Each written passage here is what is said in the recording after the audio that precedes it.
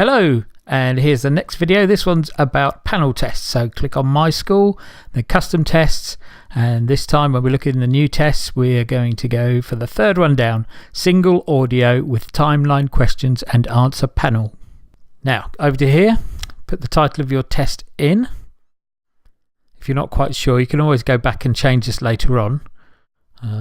Instruments and Technology. Next step is to decide what difficulty level you want. So before you do the introduction, I usually use level 1 for Key Stage 3, level 2 for GCSE and level 3 for A level, but you can do whatever you like. There's a chance to put in some simple or specific instructions. And now it's upload new audio. So I'll load up that audio file, which I've trimmed down to 1.1 megabytes, just to check it's worked.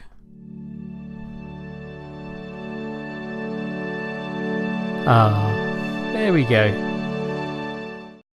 So now onto your questions. Write in the question, make sure that you've got about 10 seconds between each question to give the students time to find the answer in the box.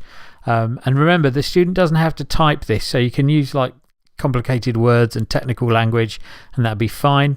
Position in the track, obviously, 10 seconds between each one. Don't do 0, always start with at least 1.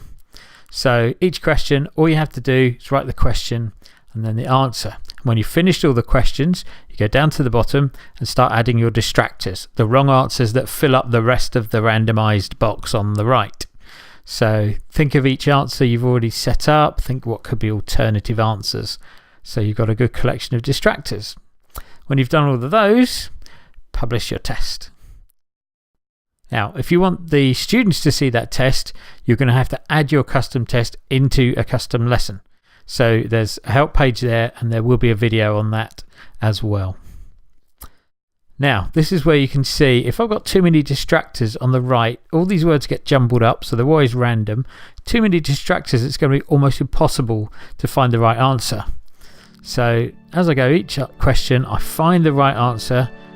I'm looking for 2 instruments, so bass and piano, strings and synth, piano and guitar. I already know synth and strings.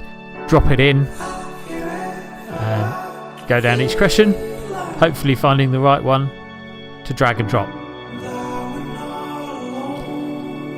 Notice those questions evenly spaced along the top.